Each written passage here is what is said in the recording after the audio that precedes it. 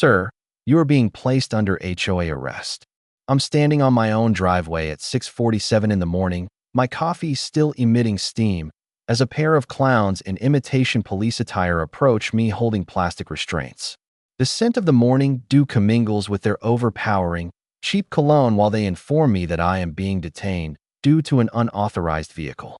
This vehicle is my FBI-issued Ford F-150, parked on my private property in my personal driveway. These buffoons are oblivious to the fact that my 15-year career has been dedicated to dismantling genuine criminal operations, including drug cartels, money launderers, and white-collar fraudsters. Now, two wannabe officers in polyester uniforms believe they can take me into custody with zip ties purchased from a hardware store. These imbeciles are unaware of the situation they have just stumbled into. I slowly move my hand toward my wallet, my fingers grazing my authentic federal badge, as they ineptly handle their plastic ties like children engaged in a game of make-believe. To understand how I found myself facing fake law enforcement in my driveway, I need to provide some background. My name is Marcus Donovan, and following 15 years of pursuing financial criminals for the FBI, I believed I had discovered a haven in Willowbrook Estates. It was a community of 847 homes representing suburban tranquility, with courteous neighbors and an HOA that formerly levied a modest $45 monthly fee for essential maintenance. The key term here is formerly. I operate a modified Ford F-150, which is lifted, reinforced, and has tinted windows. Nothing excessive, merely functional. When your job involves tracking money launderers through remote meth labs, you require a truck that won't find itself stranded in a ditch. Its diesel engine produces a low rumble akin to a satisfied bear. After years of driving official government sedans that screamed federal agent, I desired something that appeared normal. For 3 months, my life was idyllic. I enjoyed the aroma of freshly mown lawns, the sound of sprinkler systems activating across yards each morning, and neighbors who genuinely acknowledged each other with a wave. I was convinced I had permanently left behind the turmoil of undercover operations. Then, a change in leadership occurred, and Brenda Kensington maneuvered her way into the presidency. Imagine the most dreadful HOA narrative you've ever encountered. Then give it bleach blonde hair and a superiority complex. Brenda permanently wears oversized sunglasses as if they were part of her anatomy, wields a clipboard as if it were a legendary sword, and measures everything with the meticulousness of someone whose peak life experience was being a high school hall monitor. But the situation becomes more compelling. Brenda is not just the head of the HOA. She also owns Willowbrook Compliance Solutions, her personal company, which she then contracted to handle the HOA's enforcement activities. And who is the spouse of Deputy Sheriff Rick Kensington? Indeed, our dear Brenda is married to a member of the local law enforcement. The arrangement was so glaringly obvious that it was almost an affront to my professional expertise. 3 weeks after she assumed her position, I discovered a vivid orange violation notice fastened to my mailbox with a zip tie. It was a $300 penalty for having a commercial vehicle within a residential area. My truck, the very same one I had been parking in the exact same location for 3 months, had all at once become an issue. The notice specified that the vehicle's height surpassed 72 inches. I retrieved my tape measure, as this had apparently become my new reality, and located 6 other trucks in the vicinity that were identical. Same height, same modifications, same everything. The quantity of fines issued to those vehicle owners was 0. I contacted the HOA office. Brenda's voice was sharp enough to slice through glass as she informed me that those particular residents were compliant in other areas. In what other areas? I inquired. HOA board discretion supersedes written rules. I have interrogated cartel leaders who were more coherent. I submitted a request for a written explanation of these enigmatic compliance criteria. Her reply was delivered via certified mail, and I am quoting it verbatim. The board reserves the right to exercise discretionary enforcement based on community standards and resident cooperation. In other words, show deference or face the consequences. The metallic click of her measuring tape turned into my personal wake-up call. She would conduct her patrols at dawn, the clipboard held firmly against her chest like a shield, searching for infractions. The chemical smell of her perfume would mingle with my truck's exhaust fumes any time she confronted me about compliance discussions. However, this is what truly captured my focus. I began to see certain patterns. All the homes that received fines shared a common characteristic. They displayed political yard signs she disliked, had vehicles that appeared too working class, or were owned by residents who had the audacity to challenge her power. The rustle of her inexpensive polyester suit became the signature sound of her biased enforcement. The 14-day window for appeals was a complete farce. Appeals were only addressed during monthly meetings convened on Wednesday afternoons at 2 p.m., as if to presume that everyone is either unemployed or enjoys the privilege of a flexible work schedule. If you couldn't attend the meeting, that was your misfortune.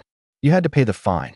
It was then that I grasped that this situation was not about adherence to rules or upholding community standards. It was an issue of power, control, and a woman who had discovered how to transform the HOA into her private source of income. What Brenda was unaware of was that she had initiated a conflict with an individual who had dedicated 15 years to dismantling people who believed they were beyond reproach. And I was on the verge of teaching her an expert lesson in the consequences of confronting the wrong federal agent. 2 weeks later, another orange notice appeared. This time, it was a $500 fine for intimidating conduct toward HOA officials. My supposed offense: requesting documentation during a public meeting. It seemed that in Brenda's small dominion, asking for receipts was tantamount to an act of domestic terrorism. But our esteemed leader was only just beginning.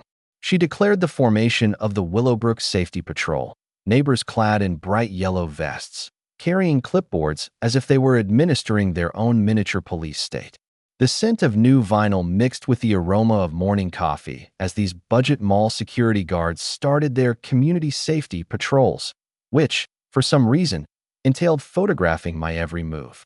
If I walked to my mailbox, there was Janet from 3 houses away, using her iPhone to record my suspicious mail retrieval. When I backed out of my driveway, Bob would materialize from across the street like a suburban tabloid photographer, documenting my erratic vehicle movements. The incessant clicking of smartphone cameras became my new morning alarm. Having been trained in surveillance and counter-surveillance by true professionals, I found their amateurish attempts almost comical. They possessed all the stealth of a high school marching band.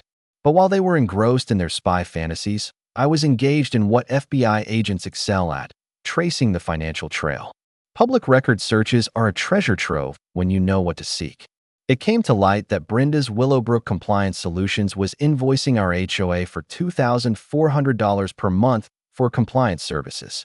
Concurrently, her husband Rick was receiving an additional $800 for security consulting. To put this in perspective, our previous management company had charged a total of $400. Brenda had, in some way, inflated the costs by 700% almost instantly. But here is the most revealing detail. Neither of these contracts had been subject to competitive bidding. No alternative companies were taken into consideration, and no emergency was cited to justify the lack of a bidding process. Brenda had, in effect, hired herself and deemed it lawful. I printed out all the documentation, financial statements, state laws, and requirements for competitive bidding, and I entered the subsequent HOA meeting with the demeanor of a prosecutor presenting a case. The fluorescent lights hummed overhead as I methodically placed my evidence binders on the table. "I would like an explanation for these no-bid contracts," I stated, pushing the financial records toward Brenda. Her agitated finger tapping on the table resembled a telegraph operator experiencing a crisis. "Emergency service provisions justify sole source contracts." "What emergency?" I inquired. "Mrs. Patterson's cat getting stuck in a tree?" A ripple of amusement went through the room. Brenda's face turned crimson above her absurd sunglasses. It was at that moment that I delivered the decisive blow. State law mandates competitive bidding for any HOA contract exceeding $1,000, unless there is a documented emergency justification. I set a highlighted copy of the statute squarely in front of her. "I find no such documentation here. Do you?" The ensuing silence was profound, broken only by the creaking of folding chairs as residents leaned in closer. Brenda's clipboard shook in her grasp. "The board operates within its legal authority," she managed to say, her voice faltering. "In that case, furnishing the documentation should be a simple matter," I retorted, offering a smile that a shark would admire. Following the meeting, 3 other residents approached me as if we were establishing a covert resistance movement. There was Sarah from Maple Street, who had been fined for excessive holiday decorations, 3 pumpkins. Dave from Oak Avenue, cited for inappropriate landscaping, native wildflowers. And Mrs. Chun, who received a violation for loitering while walking her dog at a normal pace. We all had a single commonality. We had dared to challenge Brenda's edicts. But Brenda was not yet finished with her power games. 3 days later, I found out she had initiated preliminary lien proceedings against my property, not for the initial truck fine, but for the recent intimidation charge that I hadn't even been given a chance to appeal.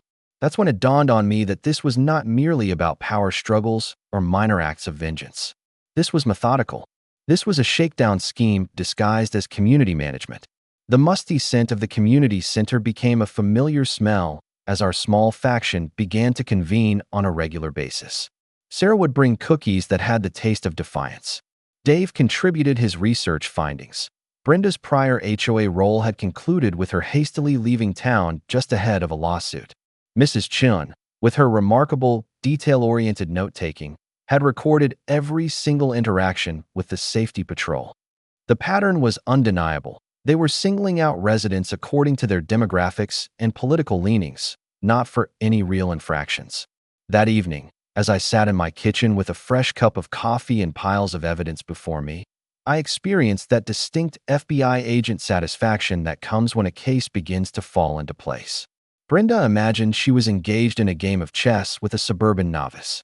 She was completely unaware that she was, in fact, playing checkers with an expert who had spent his career dismantling criminal organizations. Her initial error was assuming I would simply submit and pay the fine like everyone else. Her second error was about to become an extremely costly one.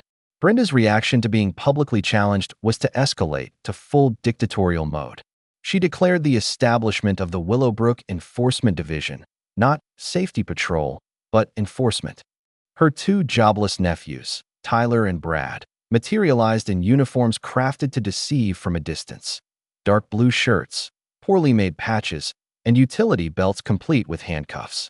The odor of new polyester blended with their inflated sense of importance. As these mall cop wannabes started their patrols in our neighborhood, they utilized a white Ford Explorer adorned with magnetic signs that loudly proclaimed HOA enforcement in lettering large enough to be seen from space.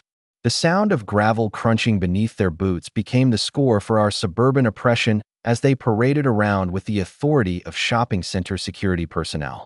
But while they were indulging in their costume play, I was conducting genuine investigative work. Access to the FBI database uncovered Brenda's history of misconduct. A former HOA position she held in Arizona had concluded with a class action lawsuit for financial mismanagement. She had left town just before depositions were scheduled to start. Her real estate license had been suspended on 2 occasions for misleading clients about property values. Rick's history was even more revealing. 3 internal affairs complaints for abuse of authority, one of which involved arresting an individual for contempt of cop, a charge that does not legally exist. These individuals were not novices accidentally falling into corruption. They were habitual offenders who had discovered a new area to exploit. It was time for my countermove. I got in touch with the state's leading HOA attorney to schedule a consultation. I recorded every interaction with the enforcement division using FBI-grade surveillance gear. I developed a forensic financial analysis that detailed exactly where the HOA's money was going, creating spreadsheets that would bring tears of joy to a forensic accountant's eyes. Most significantly, I was compiling a case file as if I were pursuing a criminal organization, because that is precisely what it was. My group of allies had expanded to 8 residents, all sharing their own horror stories of enforcement. We convened weekly, the smell of fresh coffee mixing with the satisfying aroma of organized opposition. Sarah provided cookies, Dave shared his findings, and Mrs. Chun contributed her exceptional note-taking abilities. It was then that the enforcement division made a critical error. I was walking to my mailbox, an act apparently deemed a federal offense in Willowbrook, when Tyler approached me with his clipboard and a counterfeit air of confidence. "Sir, I'm issuing you a citation for jaywalking within subdivision boundaries. Jaywalking in a residential area that has no sidewalks. Show me the crosswalk," I requested, genuinely intrigued by their inventive application of traffic regulations. HOA regulations supersede municipal traffic laws within community boundaries, Brad declared, reciting from a laminated card as if it were the Constitution. This was perfect. They were fabricating laws on the spot. I need to see some identification, Tyler insisted, his hand hovering near his mock utility belt. This is the point where FBI training intersects with suburban absurdity. These fools were impersonating law enforcement officers, which is a felony in every state. However, I was curious to see just how far they would take this. You are private citizens, I stated with composure. I am not required to show you anything. We are certified HOA enforcement officers with full legal authority, Brad asserted. It was at this moment that Tyler made the phone call that would determine their downfall. He dialed 911 with the theatrical urgency of someone reporting a major incident. We need police assistance for a non-compliant resident refusing lawful HOA enforcement. I couldn't help but smile. They had just summoned the actual police to deal with an FBI agent for the act of retrieving his own mail. While we waited, I placed a call of my own to a colleague in the FBI's Civil Rights Division. Hey, Mike, you mentioned you were searching for a solid Section 1983 case? Well, I have quite a story for you. Neighbors started to gather as if to watch the premiere of the neighborhood's newest reality show. Mrs. Patterson appeared with her notorious cat. The Johnsons brought out folding chairs. Even the usually solitary Mr. Garcia emerged to observe the unfolding drama. The sound of approaching sirens blended with the nervous murmurings of the crowd as our suburban confrontation escalated to its most ridiculous point. 2 police cars pulled up. The first officer, whom I didn't know, exited his vehicle in a professional manner. The second car carried Deputy Sheriff Rick Kensington himself, showing up to support his wife's team of enforcers. The conflict of interest was so flagrant it was almost laughable. What's the issue here? The first officer inquired. Tyler swelled his chest like a proud rooster. This resident is refusing to cooperate with lawful HOA enforcement and won't provide identification. I waited for the opportune moment, then deliberately reached for my wallet. The crowd collectively held its breath as I extracted my federal credentials and badge. Marcus Donovan, FBI, I said evenly. And these 2 men have just tried to unlawfully detain a federal agent while he was collecting his mail. The expression on Tyler's face was more valuable than 15 years of my government salary. Brad actually took a step back, as if my badge might detonate. But Rick turned as white as newly fallen snow, understanding that his wife's small fiefdom had just waged war against the federal government. The game was up, Brenda. The real authorities had now arrived. The presentation of my credentials should have concluded this spectacle. In any logical world, revealing my federal identification would have sent those wannabe officers scurrying back to whatever cut-rate security school produced them. But Brenda had clearly lost all sense of reason. 3 days later, actual police officers appeared at my residence.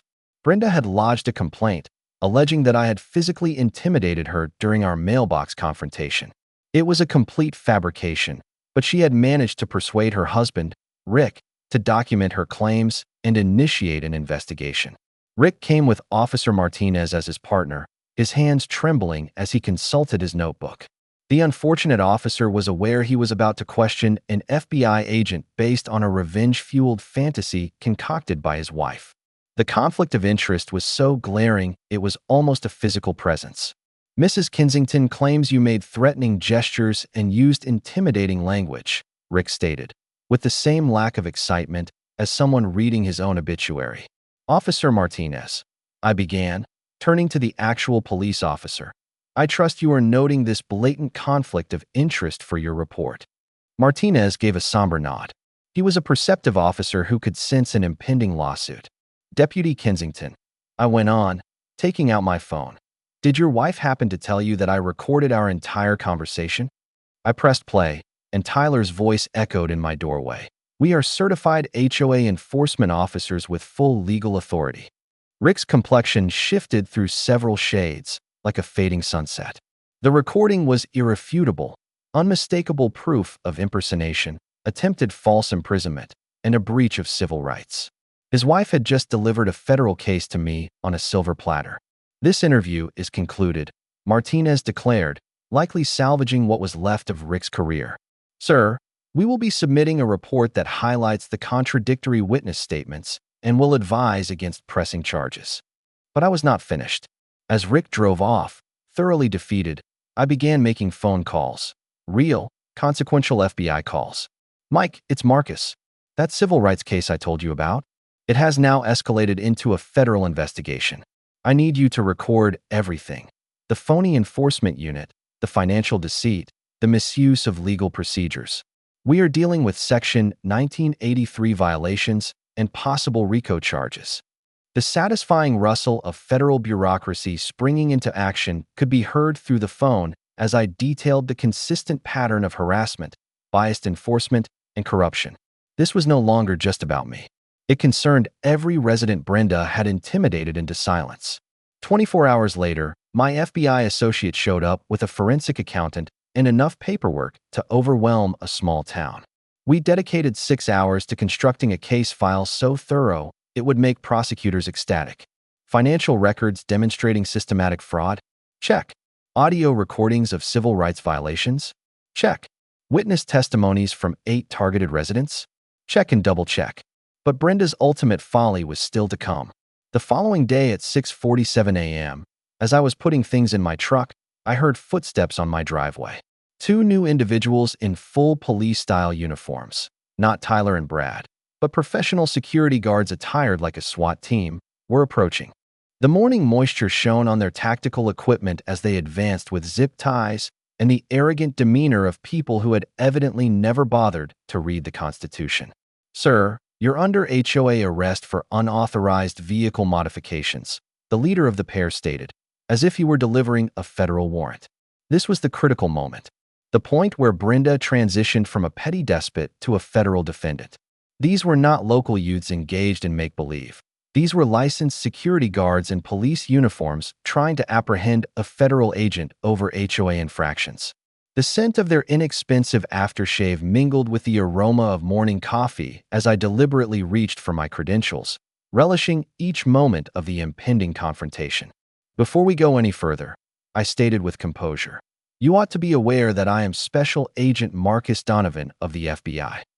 The badge reflected the morning sun like a beacon, and you have just tried to illegally detain a federal officer." The color vanished from their faces more quickly than water draining from a tub. The primary guard actually took a step back, letting his zip ties fall with a soft, plastic sound. "We were just carrying out orders," he stammered, likely trying to estimate his potential bail amount. "Whose orders?" I inquired, although we all were certain of the answer. "Mrs. Kensington told us we had complete authority." It was perfect. Brenda had just handed me the last required element for my federal case. As neighbors began to gather to observe the unfolding scene, Mrs. Patterson holding her cat, the Johnsons setting up chairs and coffee as if it were a play, I took out my phone to make the call that would resolve this definitively. "Mike, deploy the team. We have an attempted unlawful detention, impersonation of federal officers, and a conspiracy to violate civil rights. Brenda Kensington has just earned herself a federal indictment." The sound of approaching sirens reverberated through our peaceful subdivision as genuine federal agents readied themselves to demonstrate to Brenda what real law enforcement entailed. Her suburban fiefdom was about to face the authority of the United States government. The game was over. While federal agents were busy documenting Brenda's most recent criminal activities, a call from my attorney brought news that altered the entire situation. "Marcus, stop what you're doing and come to my office immediately." The aroma of fresh coffee and imminent justice permeated her conference room as she pushed a substantial document across the gleaming table. It was the complete HOA management contract, acquired through a public records request. "Page 47, she instructed, with the triumphant smile of someone who has just found gold. There it was, concealed within dense legal text. Willowbrook Compliance Solutions was to get 15% of all fines levied, in addition to a standard management fee of $2,400 per month. My blood pressure surged. Brenda wasn't just on a power trip. She was orchestrating a straightforward shakedown. Every fabricated fine, every campaign of harassment, and every enforcement action funneled money directly to her. "But it gets better," she added. "Rick's security consulting agreement tacked on another $800 monthly, plus hourly fees for special enforcement actions. The conflict of interest was so glaringly obvious, it might as well have had its own public announcement. Neither agreement had undergone competitive bidding. There was no board approval and no mention of the percentage-based compensation. Brenda had essentially employed herself, determined her own compensation, and it seemed no one had taken the time to read the documents they were signing. My forensic accountant processed the figures as I observed her calculator nearly burst into flames. The prior management company had collected around $3,000 a year in valid fines for parking violations, late landscaping, and actual breaches of rules. In Brenda's 8-month tenure, that figure had ballooned to $47,000. She had instrumentalized enforcement to achieve a 1,500% surge in fine income. Each dollar collected yielded $7.50 for her personal bank accounts, on top of Rick's consulting payments for supplying the enforcement. The true state of affairs was revealed in the HOA's reserve funds, which had plummeted from $89,000 to $31,000 during Brenda's leadership. Monthly expenditures had soared by 340% almost instantly, including $12,000 for emergency repairs that lacked any supporting documents, receipts, or evidence of work done. The definitive proof came from the Secretary of State's office. Brenda's business license had been expired for 14 months. She had been managing an unlicensed firm, acquiring funds through deceptive means, and breaking state regulations for HOA management. She had no bonding, no insurance, and no legal standing to run even a small business, let alone a homeowners association. Tax filings provided the final, conclusive evidence, a substantial amount of undeclared income that would delight IRS investigators. This goes beyond simple HOA misconduct, my lawyer stated, laying out the evidence on the table like a deck of cards. We are dealing with mail fraud, wire fraud, tax evasion, and potential RICO charges. The sheer scale of the operation struck me with force. Each fine notice sent through the mail was an act of federal mail fraud. Every electronic payment that was processed constituted wire fraud. The methodical harassment had established a racketeering enterprise as defined by federal statutes. Brenda believed she was managing a community association, when in reality, she had established a criminal enterprise that breached more federal laws than many established crime syndicates. I contacted my FBI colleague at once. "Mike, we must escalate this case. This isn't about civil rights violations anymore. We are looking at organized fraud with federal-level consequences." The enthusiastic rustle of evidence files could be heard over the phone as he understood the full scope of the situation. This was no longer about my truck. It wasn't even about neighborhood intimidation. This was about a systematic criminal operation that had been disguised as community management, siphoning tens of thousands of dollars from residents through deceptive enforcement tactics. Brenda had constructed her suburban fiefdom on a foundation of fraud, extortion, and federal offenses. The power dynamic had just been completely overturned. She was no longer the invulnerable HOA matriarch. She was a federal defendant who was, as yet, unaware of her status. And I was about to acquaint her with the full force of the United States government. The game was up, Brenda. Real law enforcement was now in charge. It was time to assemble the case that would bring an end to Brenda's tyrannical suburban rule. My lawyer put me in touch with the state's most prestigious HOA litigation firm, a team of specialists who had built their careers by dismantling corrupt board members. The scent of high-quality leather and legal victory permeated their city offices as they agreed to handle the case without charge. Civil rights violations combined with financial fraud, the senior partner declared with a grin. "This is a dream case for us." The state attorney general's office was practically eager when I laid out the consumer protection aspects of the situation. They had been seeking a prominent HOA abuse case to feature their recently established enforcement unit. My FBI associate, Mike, served as my unofficial technical consultant, guiding me through the complexities of federal laws while ensuring he maintained a safe distance. Active agents are not permitted to investigate their own residential areas. However, there are no rules preventing private individuals from getting expert advice on matters of wire fraud. The gathering of evidence transformed into a community-wide effort. Our group had grown to 31 affected families, all equipped with documentation so thorough it would bring tears of joy to a prosecutor's eyes. Sarah set up scanning parties, where residents would bring their violation notices and tales of enforcement abuse. The sharp scent of highlighters and the hum of industrial photocopiers filled the community center as we constructed our mountain of evidence. Dave's geographical analysis was a masterpiece. He meticulously mapped every enforcement action, revealing a pattern that clearly indicated selective targeting.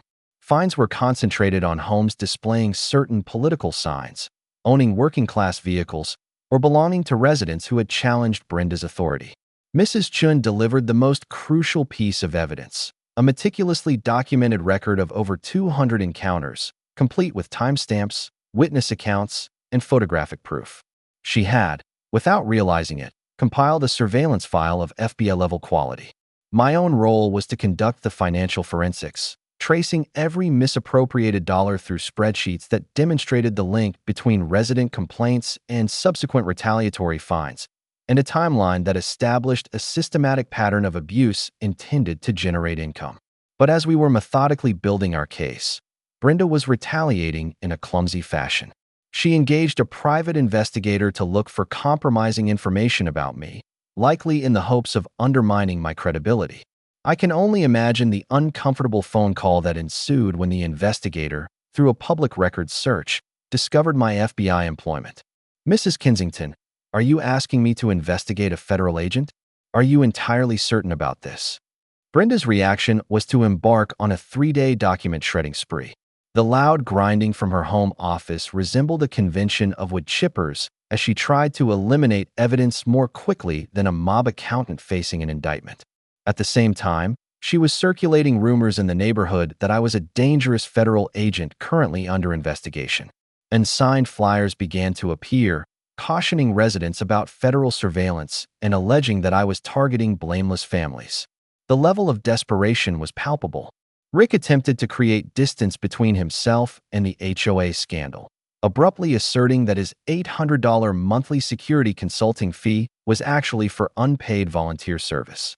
It's remarkable how quickly money is redefined as a charitable donation when federal investigators begin to look into matters.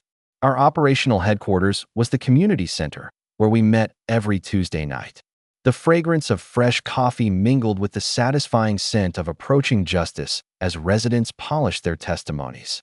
We arranged for transportation for elderly witnesses and coordinated volunteers to manage the crowd at what was shaping up to be the most eventful HOA meeting in the history of suburbia. Jennifer Walsh, our allied investigative journalist, dedicated days to verifying the facts in our extensive collection of evidence. "In my 2 decades as a journalist," she remarked, shaking her head, "I have never encountered corruption so flagrant and so ineptly concealed." The conflict extended to social media, with the hashtag #FakeHOPolice gaining local traction and videos from Ring doorbells showing enforcement confrontations becoming widely shared. Brenda's base of support had shrunk to her 2 nephews and anyone else who was benefiting financially from her schemes. The technical arrangements were made with military-like exactness. The sound system was checked to ensure optimal, courtroom-style clarity. Overflow viewing areas were set up to accommodate the expected large turnout, and live streaming was enabled for witnesses who couldn't be there in person. Evidence displays were created for the greatest possible visual effect. I made arrangements for Mike to be present as an ordinary, concerned citizen, to have federal oversight on the event. A representative from the Attorney General's office confirmed they would attend, and the local police chief was informed to avoid any jurisdictional issues when the actual arrests took place. Media logistics were finalized, with live reporting from 3 TV stations, 2 newspapers, and Jennifer's documentary film crew. Brenda's public downfall would be televised for all to see. The cease and desist letter for the Enforcement Division was written with meticulous care, referencing particular federal laws and giving notice of personal legal responsibility for any further acts of impersonation. Tyler and Brad were to get their copies by certified mail, thereby creating a federal paper trail of the notification. The rules of parliamentary procedure took on unexpected importance. Residents rehearsed the steps for removing a board member to guarantee that Brenda's unavoidable political ousting would be legally sound. Every regulation was scrupulously adhered to. We were not going to provide her with any procedural loopholes for escape. As the crucial day drew near, The smell of printer ink was present in numerous homes as residents assembled their evidence packets. The sound of staplers clicking throughout the subdivision was like the tapping of typewriter keys, composing Brenda's political demise. Brenda's suburban fiefdom was on the verge of confronting federal law, state consumer protection regulations, investigative journalism, and a group of extremely angry residents equipped with verifiable facts. The final countdown to justice had commenced, and Brenda was about to discover the consequences of amateurs picking a fight with professional investigators. Brenda's reaction to the organized opposition was to launch a full-on psychological assault. She attempted to call off the special meeting, claiming there were security risks posed by militant residents. The certified letter she sent reeked of desperation and poor legal counsel, mentioning federal intimidation tactics and the possibility of violence, a rich accusation, given that she had been deploying her own sham police force for months. When the board decided to go ahead with the meeting regardless, she employed actual security guards to keep the peace, real guards to shield her from the repercussions of her fake guards. The irony was so thick you could almost taste it.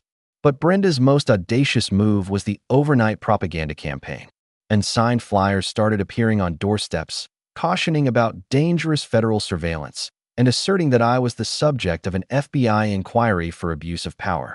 The paper itself seemed to emit a scent of desperation and cheap printing as neighbors discovered these fabricated narratives presented as community alerts. Elderly residents began receiving phone calls, advising them to avoid the dangerous meeting where federal agents might apprehend innocent individuals. The woman was, in effect, conducting a smear campaign against an FBI agent who was investigating her own criminal activities. Next came the acts of sabotage. 2 nights prior to the meeting, my mailbox was vandalized. There were prime marks on the post, the lock was broken, and its contents were strewn over my lawn. The smell of freshly scraped metal mixed with the morning dew as I documented the scene for my evidence file. Anonymous phone calls began to plague the members of our resistance group. Sarah was warned about federal surveillance on her children. Dave was informed that his association with a rogue agent could jeopardize his position with the city. Mrs. Chun received threats concerning her immigration status, even though she has been a naturalized citizen for 3 decades. While Brenda was indulging in her amateurish espionage, I was coordinating with genuine law enforcement.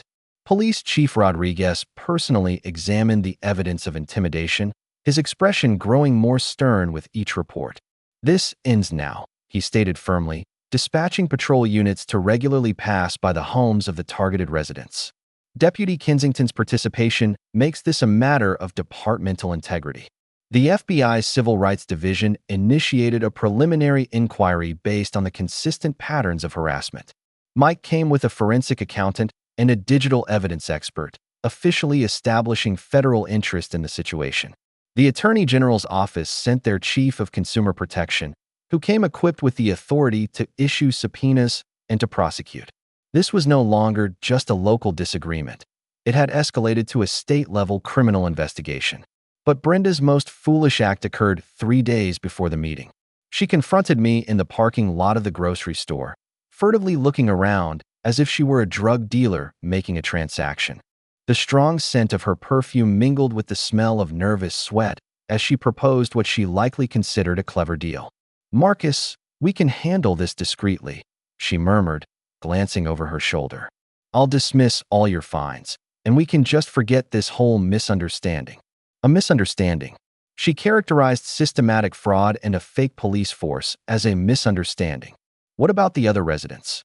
I inquired, surreptitiously starting the recording application on my phone, which I had ready for this exact scenario.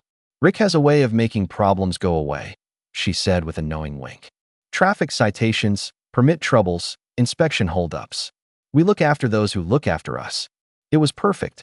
She had just admitted to bribery, conspiracy, and abuse of official power, all while standing near the frozen foods aisle. The level of corruption was so flagrant, it might as well have had its own aisle marker. The recording was crystal clear, FBI-grade quality. Every single word of the bribery attempt, witness tampering, and abuse of authority was captured for the record. Mike almost spit out his coffee when I replayed it for him. She actually said, "Make problems disappear in a grocery store?" He exclaimed in disbelief.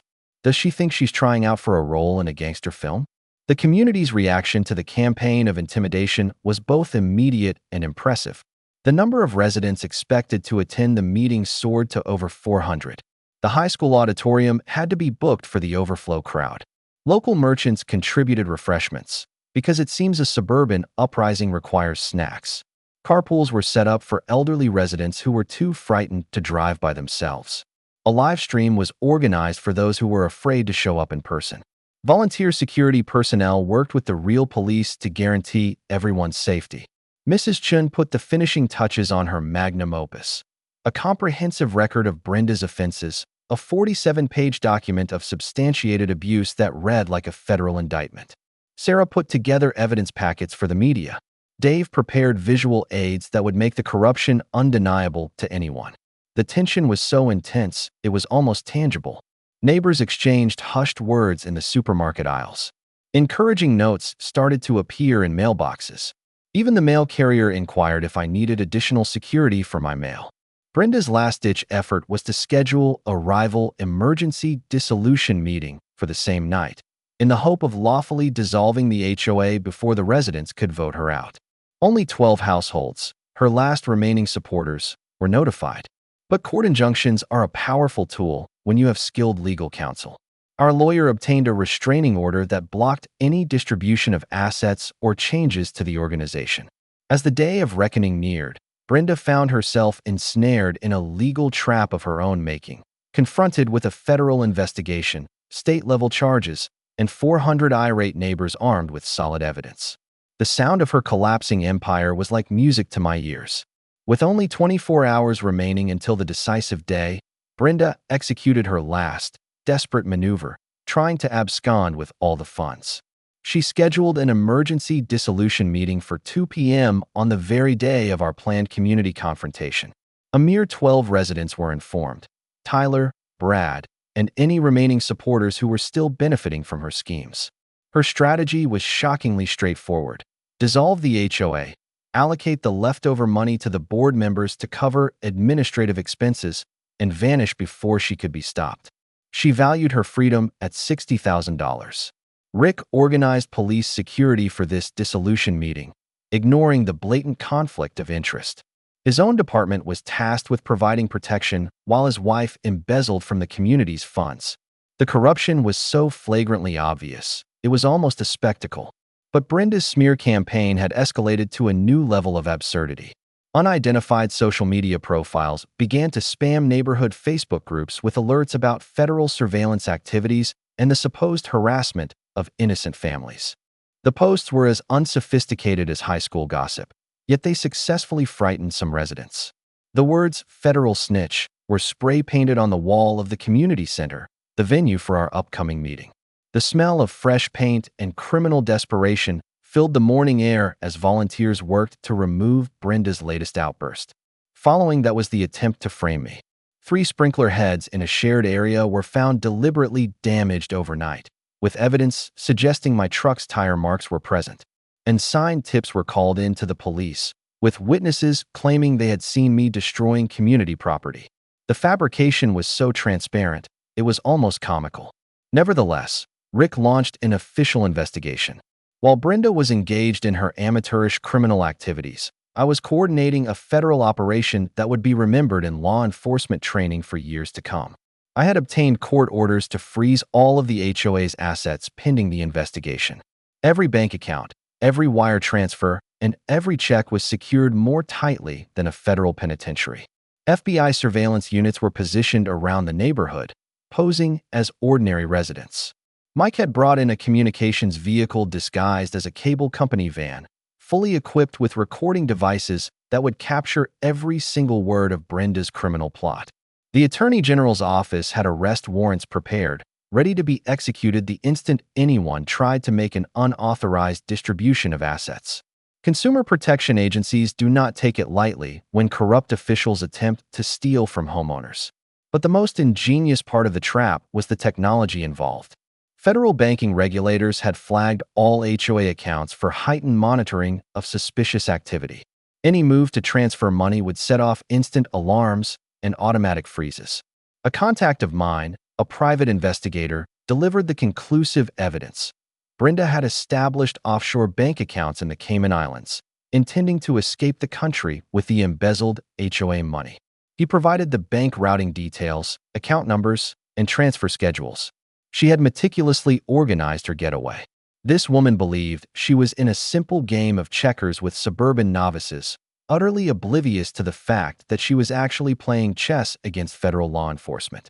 The community's preparations were carried out with military-like precision. A total of 450 residents confirmed they would be at our 7 p.m. showdown. Overflow seating was set up in 3 different locations, complete with live video feeds. 7 news outlets were given credentials to report on Brenda's public undoing. Mrs. Chun had organized the witness testimonies with flawless efficiency.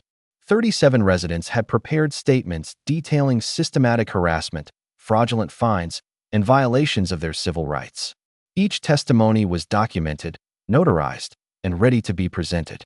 Sarah managed the distribution of evidence packets containing financial analyses, legal violations, and photographic proof. Dave crafted visual presentations that would make the corruption clear to everyone, including Brenda's own mother. The sound of printers running nonstop could be heard in numerous homes as residents prepared their documents. The scent of highlighters mingled with a sense of anticipation as final evidence reviews took place in kitchens all over the subdivision. At 2 p.m., Brenda's unlawful dissolution meeting started in a back room of the community center. FBI surveillance recorded every word as she tried to carry out a felony theft in plain sight. "We must distribute the remaining funds immediately," she declared to her 12 co-conspirators, seemingly ignorant that federal agents were documenting her confession from the other side of the wall. The anxious rustling of papers mixed with hushed expressions of doubt as her supporters began to grasp that they were complicit in multiple felonies. Even Tyler appeared uneasy as Brenda detailed her scheme to wire $60,000 to personal bank accounts. "What about the other residents?" one person asked with trepidation. "They'll be too preoccupied with challenging the dissolution to interfere with us," Brenda answered, with the self-assurance of someone who has never had to contend with actual law enforcement. Rick stood guard at the door, providing security, and was photographed by FBI surveillance teams who were documenting his role in the conspiracy. His career in law enforcement was effectively over in that moment, though he was not yet aware of it. But when Brenda tried to execute the wire transfers, the court-mandated account freezes were activated instantly. Bank security alerted federal authorities as their automated systems blocked each and every transaction. The trap had been laid, the evidence was gathered, federal agents were in place, and the media was ready. As dusk fell, 450 residents converged on the community center for what was set to be the most eventful HOA meeting in the annals of suburbia. Brenda and Rick were on the verge of learning what occurs when amateur criminals take on professional law enforcement. The public reckoning was about to commence. The community center had never hosted such a spectacle of suburban retribution. A crowd of 450 residents filled every corner of the room, while additional groups watched on live-streamed video from 3 other sites. The air was thick with the scent of nervous sweat, fresh coffee, and eager expectation as our tranquil subdivision became the focus of local media attention.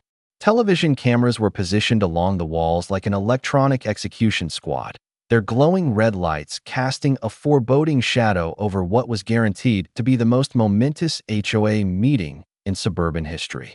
Jennifer Walsh and her investigative journalism crew had secured front-row seats, their excitement palpable as they anticipated their award-winning story. State Representative Martinez began the proceedings with the solemnity of someone leading a congressional inquiry.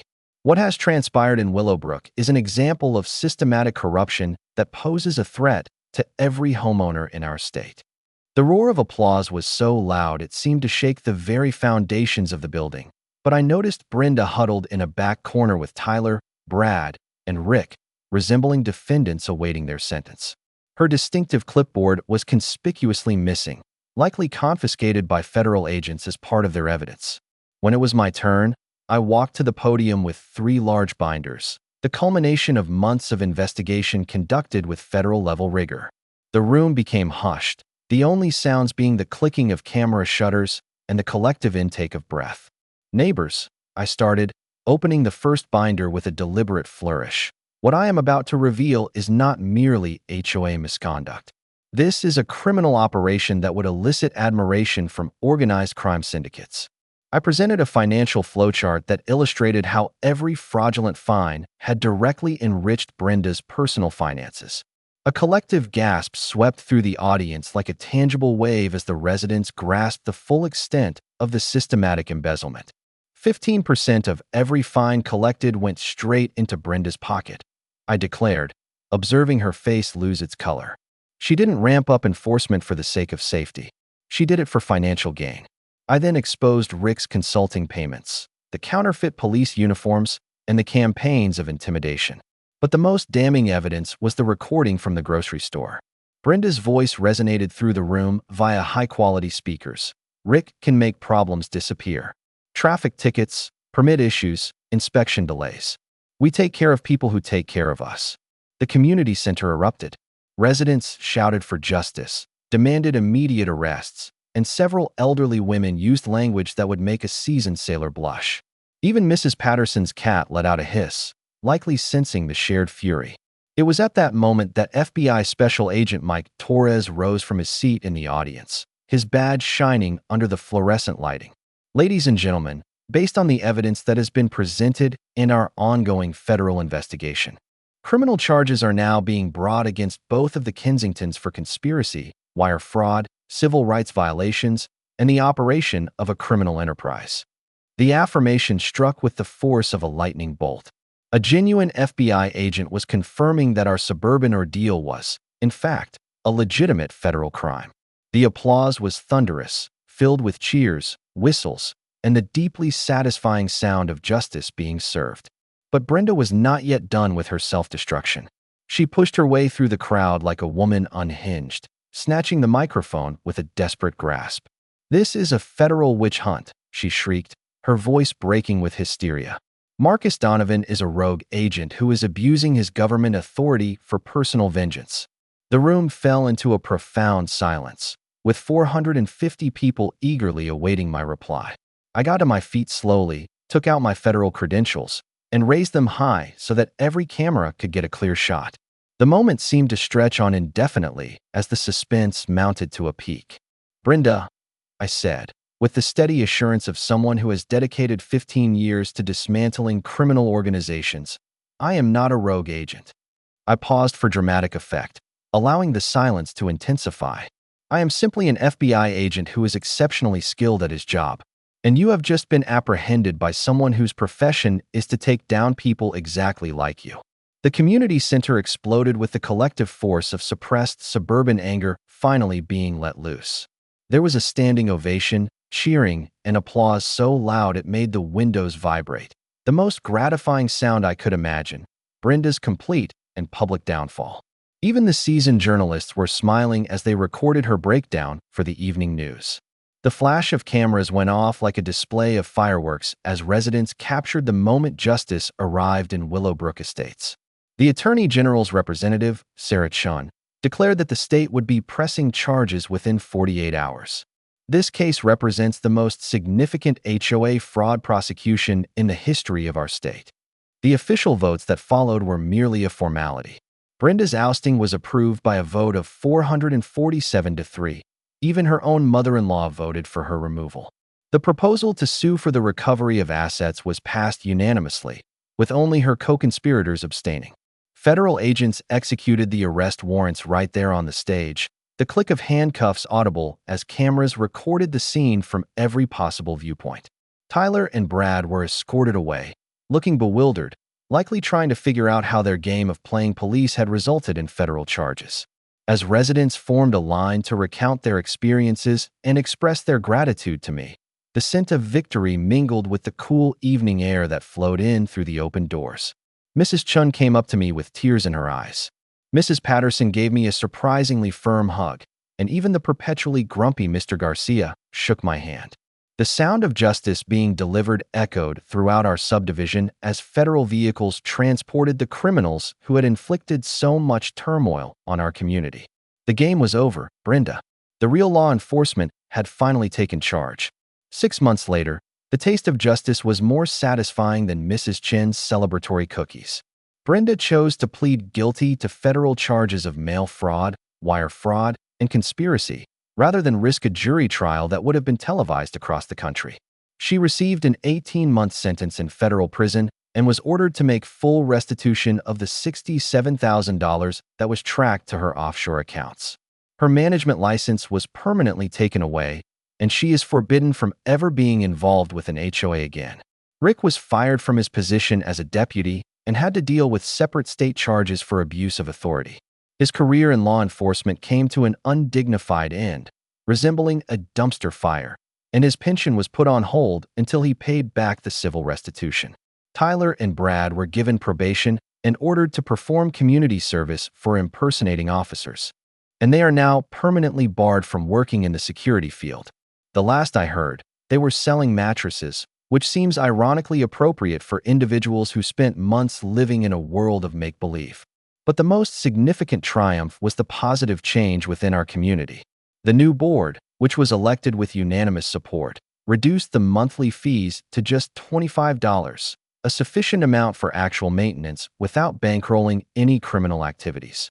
We engaged a reputable management company through a proper, competitive bidding process, ensuring they were fully bonded, insured, and provided transparent financial statements that would delight any accountant. Surveys of resident satisfaction revealed a 94% approval rating, a stark contrast to Brenda's oppressive rule.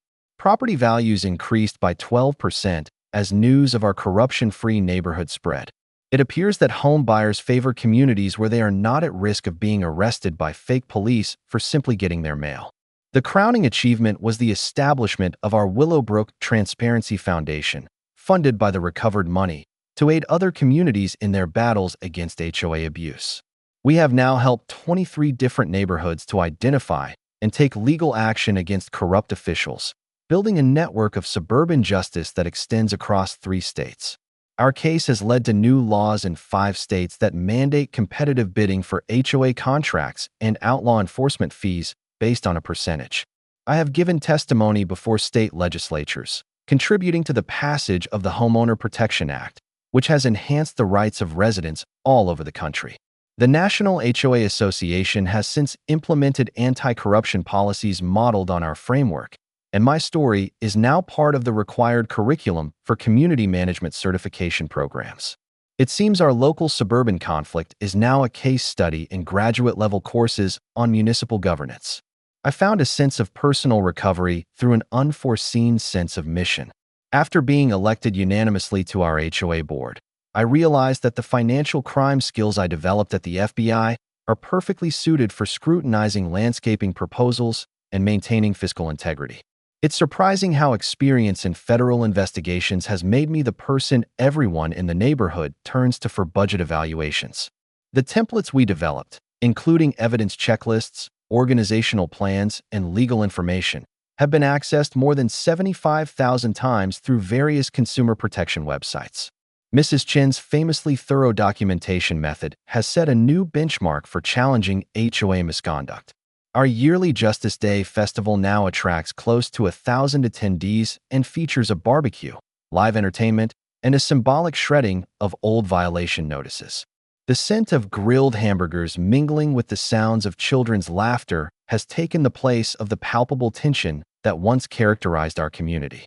The scholarship fund we established supports local students who are pursuing studies in law and public administration, because it is vital for the upcoming generation to see how regular people can overcome systemic corruption with knowledge, persistence, and meticulous evidence gathering. The national exposure brought some surprising perks: appearances on investigative news shows, features in documentaries about community organizing, and even a Lifetime movie that, remarkably, portrayed Brenda's character as less malevolent than she was in real life. 6 FBI field offices have adopted our investigation template for use in similar cases within their own areas. But the most gratifying moment occurred just last week, when my neighbor Sarah approached me during our morning walk. "Marcus," she said, "there are 3 other subdivisions in the county that are struggling with corrupt boards. They're wondering if the Willowbrook FBI guy could assist them in getting organized." It was then that I understood this was about more than just one neighborhood or a single criminal. It was about empowering communities all over to confront the petty despots who treat homeowner associations as their personal fiefdoms. My phone now rings on a weekly basis with calls from residents in comparable predicaments. It seems that suburban corruption is a widespread problem, and our tale of success has become the blueprint for resistance. The aroma of fresh coffee and the tranquility of a Saturday morning now permeate our neighborhood, replacing the former atmosphere of tension and apprehension. Children play freely on the streets where enforcement officers once roamed. Neighbors engage in friendly conversation over their fences, free from the worry of receiving violation notices. Sharing these stories of HOA conflicts can create a valuable repository of knowledge, helping other communities to identify and combat systematic abuse before it escalates to criminal activity. Remember, knowledge is power, documentation is crucial for winning cases, and united communities can triumph over any corrupt official foolish enough to challenge people who are aware of their rights. Justice is not merely about retribution. It is about fostering better communities where decent people can live in peace.